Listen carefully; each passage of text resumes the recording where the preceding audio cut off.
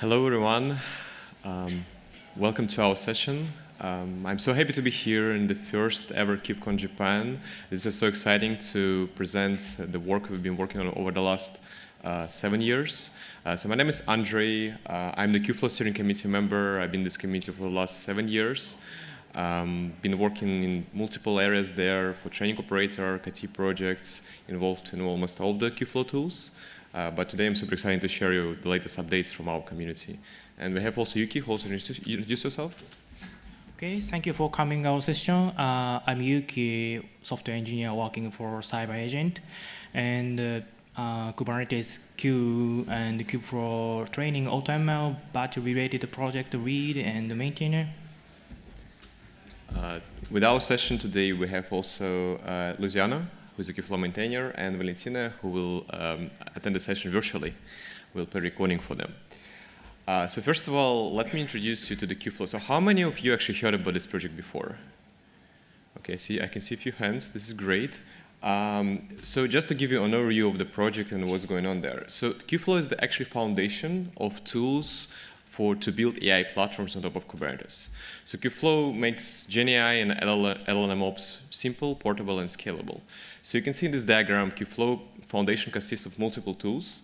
For example, we have Spark operator to managing Spark workloads on Kubernetes. We have Trainer for distributed training, KT for model optimization, KSOR for large-scale inference, notebooks for interactive development, pipelines for scheduling, central dashboard for UIs, and also have the model registry to store your models and artifacts. So basically, you can think Kubeflow like a bridge between ML and cloud ecosystems, because it's not easy to do AI and ML on top of Kubernetes. So we try to streamline this experience. And if you take a look at typical GenAI lifecycle, usually it consists of several layers. So as I said previously, Kubeflow has multiple tools, and actually all those tools allows our users to feed the entire GenAI lifecycle. So they can do data preparation with Spark, then they can do model development with notebooks or other Cloud ID. Then they can use Trainer for fine-tuning and post-training. They can use KT for model optimization.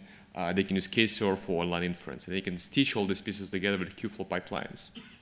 And also we have model registry and feeds on top to have some online feature store, offline feature store, and also to store some metadata about the models. So as you can see, it's pretty powerful, and what is very important for our users, Kubeflow allows you to build a composable platform, because you don't need to take all the tools. You can take the tools that you need for your infrastructure and use them for your need. So this is kind of uniqueness of the Kubeflow within CNCF ecosystem, which doesn't lock you to the single framework or a single project. And speaking about like one of our user keynote that we saw yesterday, Kubeflow is actually a very old tool. So it's been started by Google in 2017. So right now I have many, many users. So one of the very exciting keynote we saw in the latest KubeCon London was from Rob Koch, who shared like how they use Kubeflow tools to solve the real-time sign language interpretation problem. So as you can see in the diagram on the left, they're using almost all of the Kubeflow tools to do training, inference, optimization, and they allow them to do real-time language interpretation. It's like very inspiring to see such a keynote. I strongly recommend you to check this YouTube link for the recording. And speaking about like why actually Kubeflow exists, so I think in this keynote, in this KubeCon, we saw a lot of sessions when people talk about AI and ML, but the problem is it's hard to do AI on Kubernetes today. So MLs, usually data scientists or ML engineers, what they want to just write the PyTorch code or any framework they use day to day, and they want to have ability to scale it and use Kubernetes to efficiently orchestrate their AI workloads. And the trick is these processes repeat multiple times, because usually training or optimization require for you to iterate over times. But the problem is today there are a lot of complexity between two of the steps. So as we all know, Kubernetes is a complex tool, and Kubernetes requires a lot of knowledge for MLE to understand. For example, you need to know how to configure resources, how to configure data access. Maybe they also need to learn how to run API on top of Kubernetes or any other HPC technologies. Also, like a lot of things about gang scheduling, success policies. So there are a lot of things MLEs need to learn before actually write their code and scale it. And all this we call infrastructure pain, and we as a community within Kubeflow try to address those problems. So at the end, MLE just wants simplicity, flexibility, and cost savings. And this is like what we try to give them. We try to remove all those complexity, so MLEs can focusing just on writing the code. And with that, like I think the great thing to know about Kubeflow services and tools is to give you a demo, a live demo of one of the notebooks. And before I give it, I just want to know how many of you know about PyTorch and maybe used PyTorch before? Great, I can see a lot of hands. And what about DeepSpeed? How many of you using DeepSpeed in production? Right, I can see a few hands here. It's great because DeepSpeed is actually one of the very powerful framework which allows you to do distributed training on top of Kubernetes. Just distributed training on top of PyTorch. DeepSpeed is built on top of PyTorch. And what we're going to do in this demo, we're going to fine-tune one of the LLMs, which is T5, which is T5 stands for text-to-text transformer. And I'm going to show you how easy it is to actually write my DeepSpeed code and just scale it. So the first thing what we need to do, we just need to initialize our client. So Kubeflow offers a set of clients. So one of the clients is kind of like the Python client called Kubeflow trainer client. So we just need to simply initialize this client. And then me as an MLE, right now I'm playing the role of MLE, I will start to write my DeepSpeed code. So this is just a native DeepSpeed code without any modification whatsoever, just native DeepSpeed codes. First of all, what I need to do, I need to initialize my distributed environment. I'm going to use 8 GPUs to fine-tune my LLM. And then I'm going to initialize my dataset, like WikiHow dataset. I'm doing some pre-processing here. I'm cleaning my data. I'm converting my data to features, defining my tokenizer, defining how I can get the item, downloading the pre-trained model, downloading the tokenizer, downloading the dataset, and defining my DeepSpeed config. The DeepSpeed allows you to actually specify some useful config like schedulers and other things like optimizer. It actually simplifies you the distributed training for you. And at the very end, like I just start my training process here.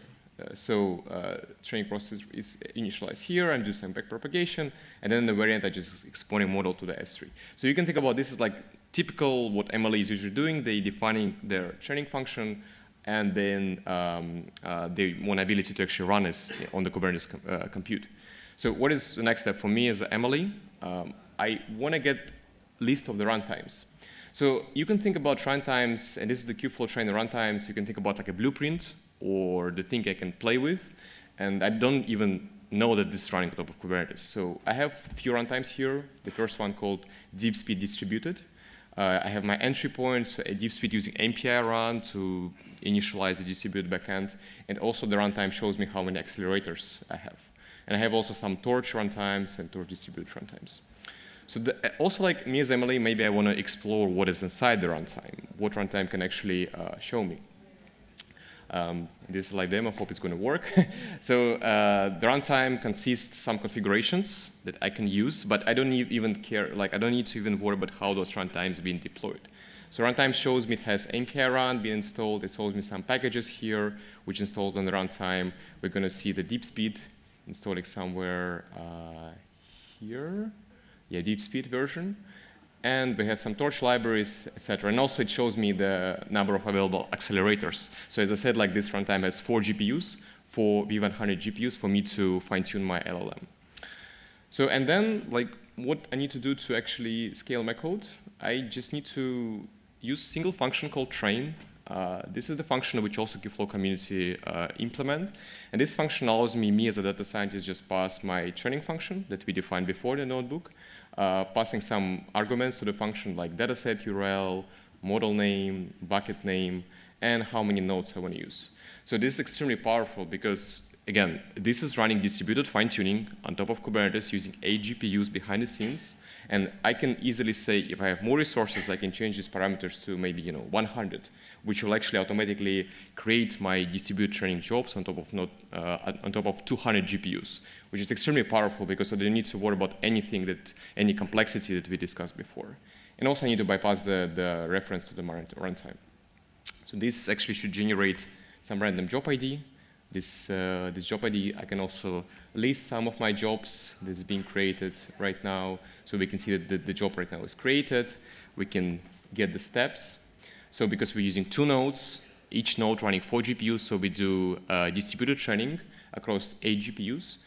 And we can also see some metrics in Grafana dashboard. So Grafana usually allows data scientists to see GPU utilization, how much memory they use. So here in the dashboard, I should see some of the interesting information. So if I check here, like for example, I just ran a few jobs before, I can see some of those utilization here, some of the results for my training jobs. So if you go to, again, going back to my notebook, I can get logs from my job. This is, again, if you're familiar with deep speed, these logs should be very close to, you should know like what's happening behind the scenes, but basically it's initializing MPI backend. So we kind of creating an MPI cluster for this job and be running this job on top of Kubernetes. So at the very end, here we have deep speed configuration being defined. In the very end, we should see the training process happening. Yeah, it's here. So right now it's happening. The fine-tuning is happening across 8 GPUs, and we can see every GPU processes 160 samples, which means like we're kind of distributing the data across all of our available GPUs. And at the very end, we're just exporting model all the way to the S3. So when training is complete, the training time, like the fine-tuning time, takes 64 seconds because we just use a small number of data. And then, like at the very end, we just need to download model all the way back from the S3. I will just interrupt this process. Download model from the S3, and then I already kind of pre-download the model because the model is quite large. But we can ask our LLM some questions. So T5 is very good for text summarization. So this transformer, and we're asking, like, we're just passing some information about from the Kubeflow documentation, what is Kubeflow trainer, and we ask our LLM, like, what is the output of this text? How can you summarize it? We can see Kubeflow trainer is a Kubernetes project to train ML models. So again, it's pretty powerful. Like, it's very simple. It's extremely simple, but again, it allows you to write your code and scale it. This is like the main paradigm we try to follow with these interfaces. And I think this is what MLE actually wants. With this, I will pass it to Yuki, so he will speak more about the trainer and what's happening behind the scenes. Thank you, Andrey. Okay. In this section, I'm talking about the Kubeflow trainer bit overview and how to realize the ML training lifecycle management as Andrey showed in the demo part. The Kubeflow trainer is designed for fine-tuning and model training of machine learning and across various frameworks, something like PyTorch, JAX, TensorFlow, and others. The key functionality is multi-node training, elastic training, and gang scheduling support, which allows us to perform the large ML training on top of Kubernetes. Next, in this slide, let me quickly iterate the history of ML training support in Kubernetes and the Kubeflow community. In the 2017, Google started the TF job project as part of Kubeflow project. After that, we continuously created the famous ML specific framework jobs like PyTorch job and MPI jobs so that we can manage entire ML training lifecycle. After that, since around 2022, the Kubeflow community is closely working on Kubernetes batch working group to natively support the ML-specific job functionalities features as a Kubernetes core features. And finally, in this year, we announced the trainer B2, which is more Kubernetes native job management powered by JobSet project.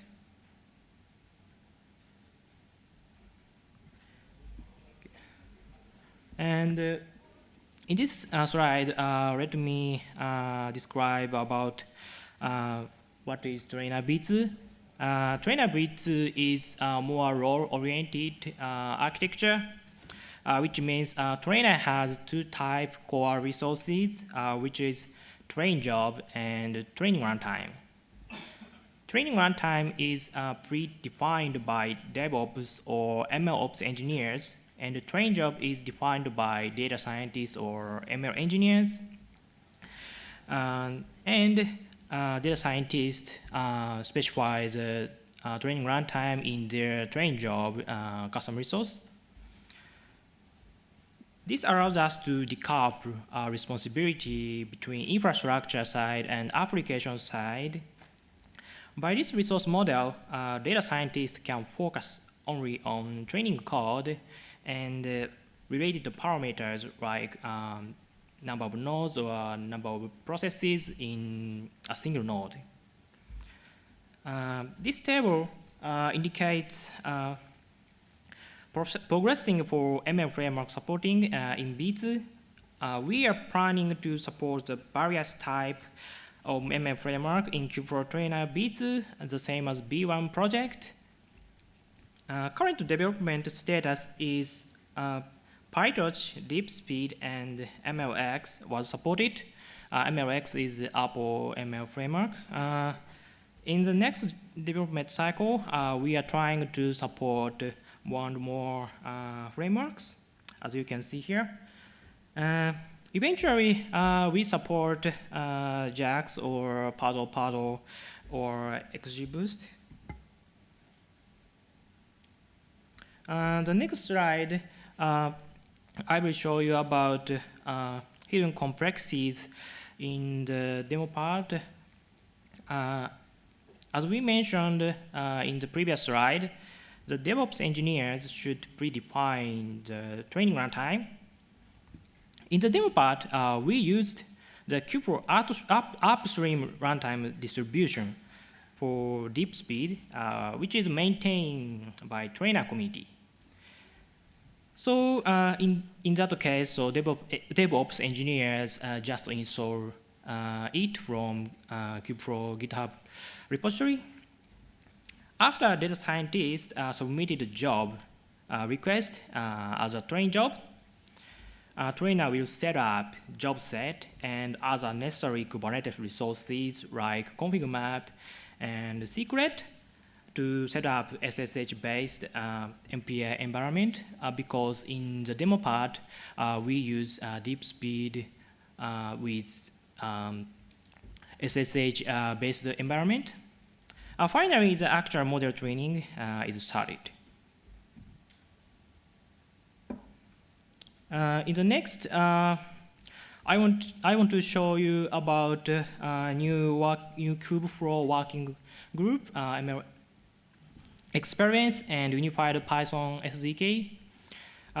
This aims to improve the comprehensive Kubeflow user experience, especially SDK, ID, Jupyter Notebook, usability. Previously, we had Python SDK each for Kubeflow components like Notebook SDK, Trainer SDK, Katabe SDK, or many SDKs. Which means we did not provide a comprehensive Python SDK interface, and data scientists need to install everything. The Python SDK allows them to handle the data processing, model training, and model optimization just by a single Python SDK component. If you are interested in this working group and SDK development, please join us in the committee meeting and raising issues, PRs. The next one is local execution mode of Kubeflow SDK, mostly Kubeflow trainer.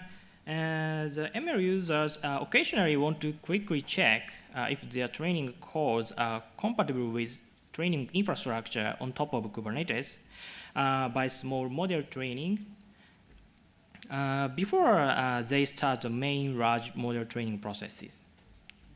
But they keep using the same interfaces as the production training.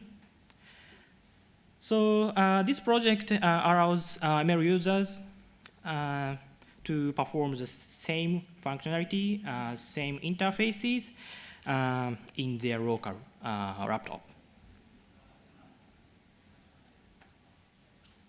Okay. Additionally, this is this is a end-to-end Python GenAI deployment code example. This performs from feature extraction by Spark job and module serving by KSub. And the E2E lifecycle is managed by Kubeflow pipeline. If you are interested in this example, you can check this out. Next, again, Andrey will show about data and ML ecosystem. Thanks, Yuki. Yeah, as you can see, Kubeflow SDK is an extremely powerful tool to solve the simplicity problem. How Kubeflow tool solving the scalability problem? So one of the super exciting projects going on right now is dedicated to address these problems. So model become complex and much larger, and data also grow. So how we can improve GPU utilization and reduce the costs that infrastructure engineers need to pay to train those LLMs.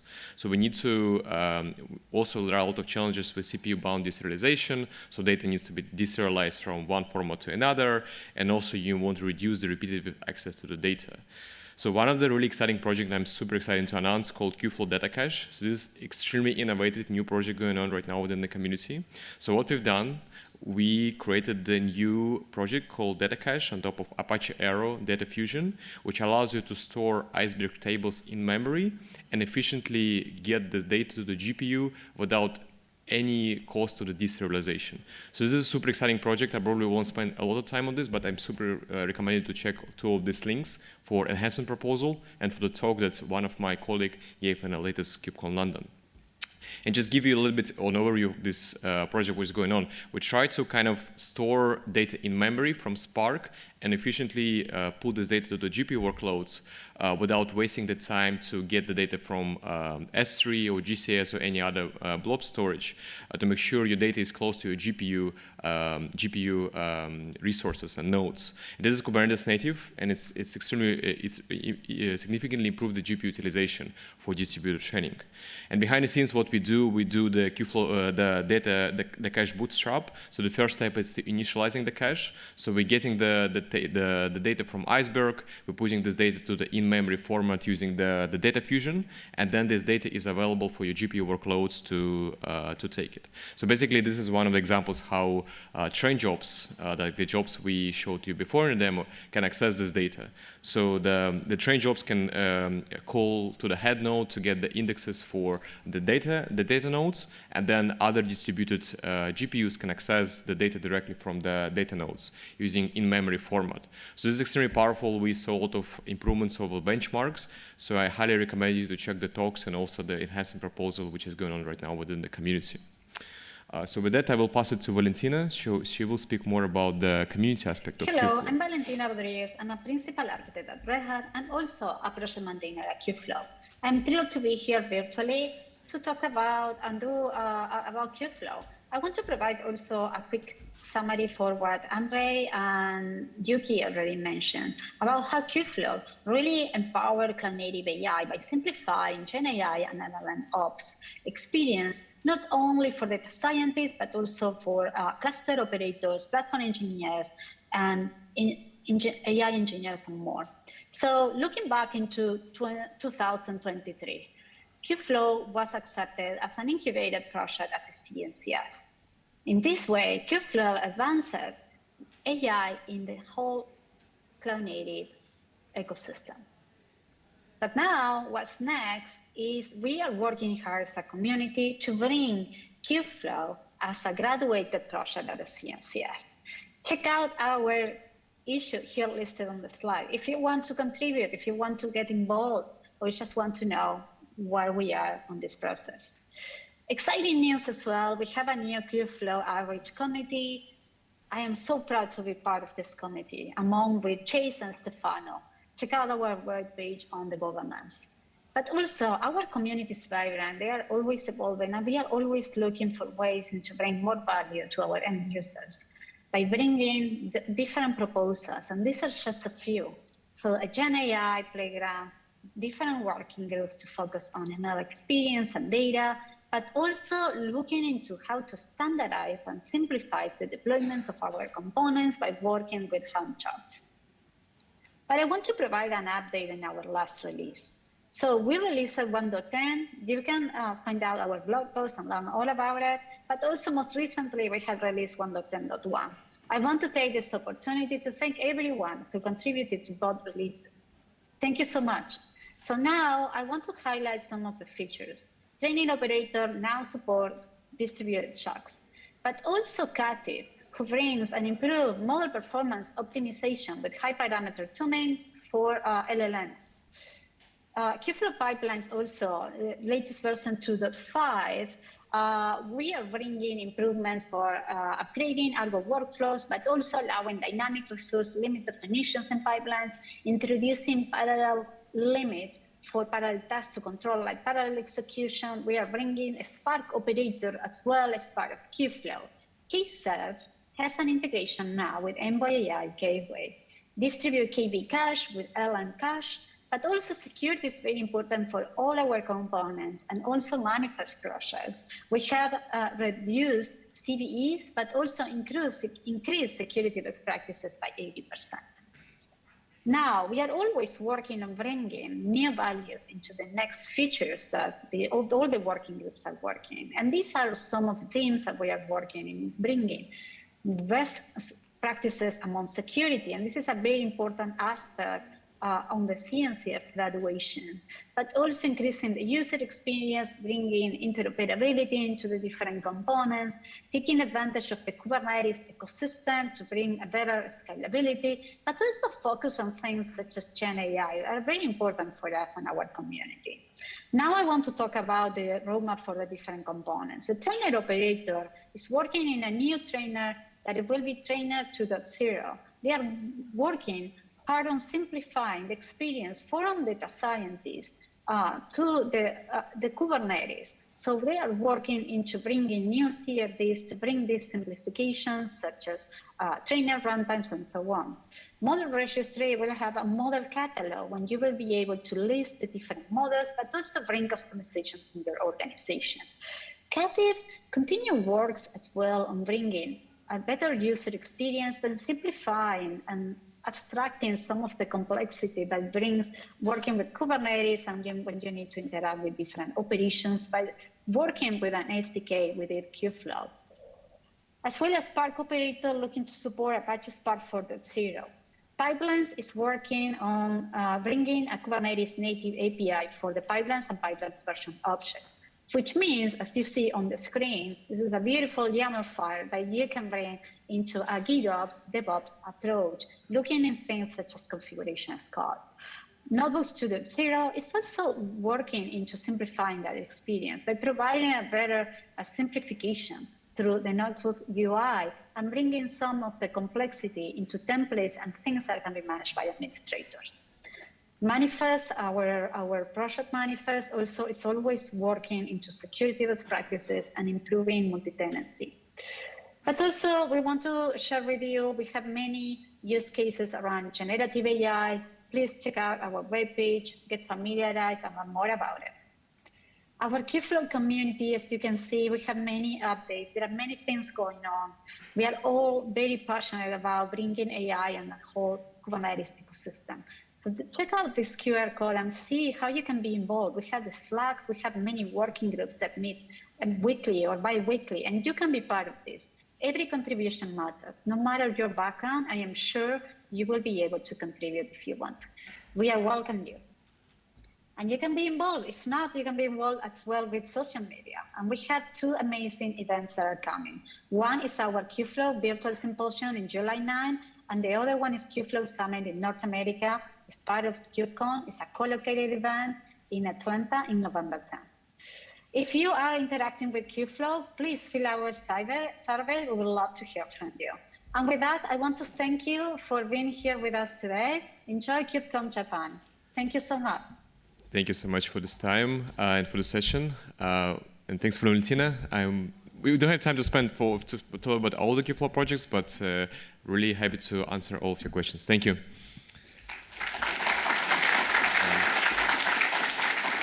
I think we have time for one more question quickly, if anyone want to ask any questions. Yeah, we have one.